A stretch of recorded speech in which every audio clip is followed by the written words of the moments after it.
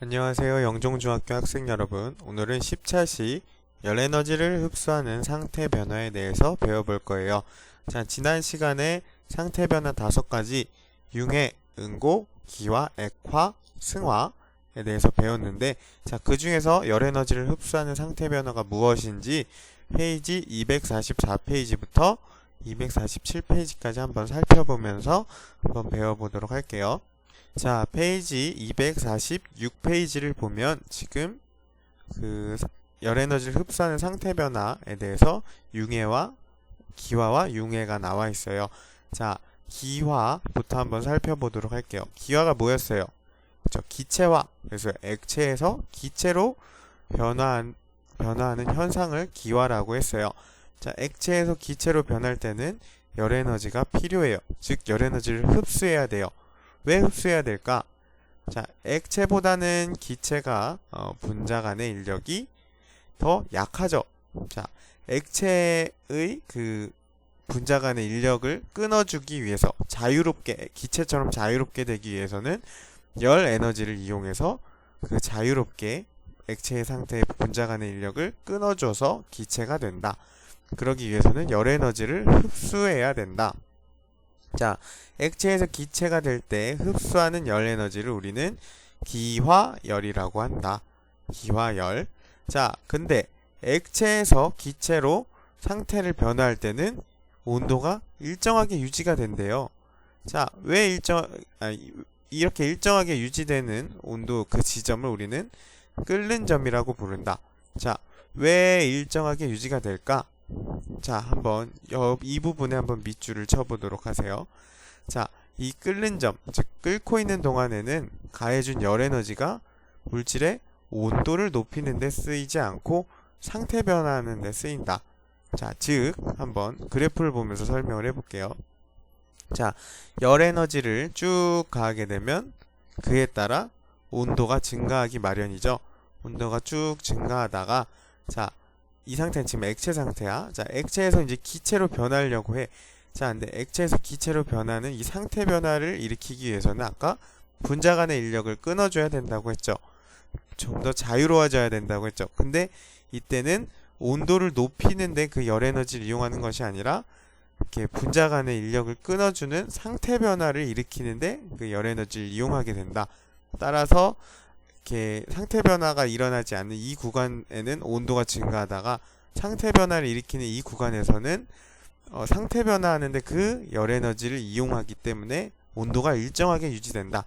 자, 이 지점의 온도를 우리는 끓는 점이라고 부른다. 그래서 자, 기화가 일어날 때는 온도가 일정하게 유지된다. 자, 이때는 기화열을 흡수하면서 액체에서 기체로 변하는데, 자, 이때는 아까 밑줄 친 거 물질의 온도를 높이는 데 쓰이지 않고 상태 변화하는데 이 열 에너지가 사용이 되기 때문에 그 온도가 일정하게 유지가 된다. 자, 기화할 때 열 에너지를 흡수한 것을 어떻게 할 수 있냐? 우리 실생활의 예를 보면 알 수 있어요. 자, 밑에 그림을 한번 보도록 할까요? 자, 수영을 한 후에 물 밖에 나오면 우리 몸 주변에 이렇게 물방울들이 묻어 있죠. 자, 우리가 수영을 하고 나면 추운 이유가, 자, 이 물방울들이 이제 태양의 열 에너지를 받아서, 그러니까 즉 기화열을 흡수해서 기체가 된다. 자, 근데 그 중에서 태양열뿐만 아니라 우리 몸에 있는 열 에너지를 기화열로 사용을 해서 이렇게 액체에서 기체로 변하면서 우리 몸에 있는 열을 뺏어가는 거지. 우리 몸에 있는 열을 기화열로 이용해서 이렇게 뺏어가면서 우리는 그 열을 뺏기기 때문에 추위를 느끼게 된다. 자, 옆에 병원에도 한번 보도록 할게요. 자, 병원에서 우리가 액체 알코올로 바르게 되면 시원함을 느끼죠. 왜 느끼느냐? 바로 액체에서 기체로 이 알코올이 기화하기 때문인데, 자, 액체에서 기체로 기화할 때는 기화열이 필요하다고 했어요. 자, 그 기화열이 우리 몸에 있는 열 에너지를 기화열로 이용해서 액체에서 기체로 변하게 된다. 자, 그 과정에서 이 기화열로 우리 몸에 있는 열을 기화열로 이용을 해서 액체에서 기체로 열 에너지를 흡수하기 때문에 우리 몸이 시원함을 느끼게 된다. 그래서 기화를 할 때 이 두 가지 예를 보면 추위를 느끼거나 시원해지거나, 즉 그 액체에서 기체로 되는 그 물질은 열을 흡수하면서 주변에서 뺏어가기 때문에 추위를 느끼거나 시원해진다. 주변은 추위를 느끼거나 시원해지는 효과를 가질 수 있어요. 자, 두 번째로 융해할 때도 한번 보도록 할게요. 자, 마찬가지예요. 이거는 고체에서 액체로 될 때 그걸 융해라고 했죠. 이때도 역시 열 에너지가 필요하다.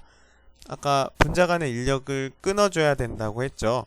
자, 고체보다는 액체가 자유롭죠. 분자 간의 인력이 약하다. 그래서 고체에서 액체로 변할 때는 그 열 에너지를 흡수해서 그 딱딱한 고체에서 흘러내리도록 그 인력을 끊어주기 위해서 열 에너지를 이용한다.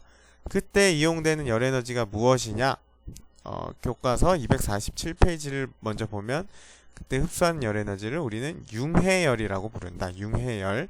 자, 이때는 고체가 액체로 될 때 흡수한 열 에너지를 융해열이라고 한다. 자, 마찬가지로 이 고체가 액체가 될 때도 역시 융해되는 동안 상태 변화에 쓰인다. 물질의 온도를 높이는 데 쓰이지 않고 상태 변화에 쓰이기 때문에 온도가 일정하게 유지되는데 이 지점을 우리는 녹는 점이라고 한다. 아까는 기화할 때는 끓는 점, 그리고 융해할 때는 녹는 점이라고 한다. 그리고 기화할 때 액체가 기체로 변할 때 흡수한 열 에너지를 기화열, 그리고 고체가 액체로 될 때 흡수한 열 에너지를 우린 융해열이라고 한다. 알겠죠? 자, 융해열의 예를 한번 보도록 할게요.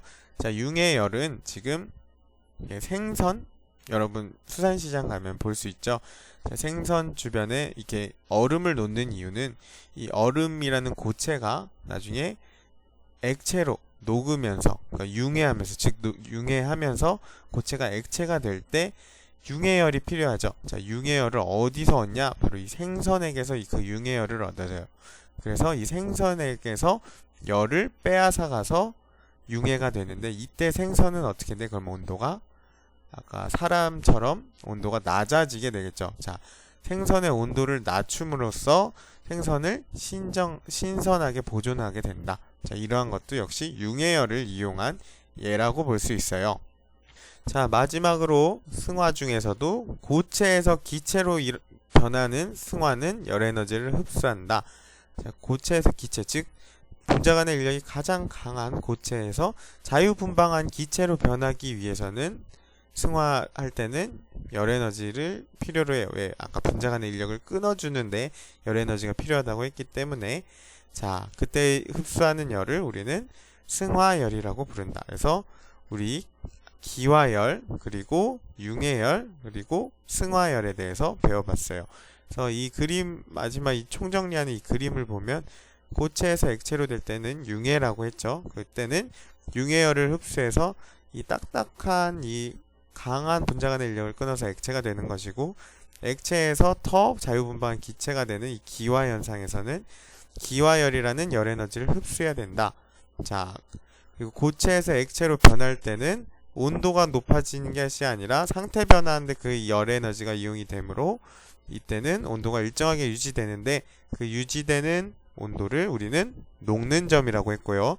자, 액체에서 기체로 이 기화할 때도 마찬가지로 온도를 높이는데 열 에너지가 이용되는 것이 아니라 액체에서 기체로 변하는 상태 변화할 때 이용이 되므로 이때도 온도가 일정하게 유지가 되는데 그 지점을 끓는 점이라고 했어요. 그래서 녹는 점, 끓는 점, 융해열, 기화열, 그리고 마지막으로 승화도 승화열을 흡수함으로 이렇게 분자 간의 인력이 끊어져서 상태 변화가 된다 라는 것까지 알아둘 수 있도록 하죠.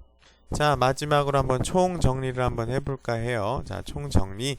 자, 열 에너지를 흡수하는 상태 변화에는 총 3가지 융해, 기화, 승화가 있었어요.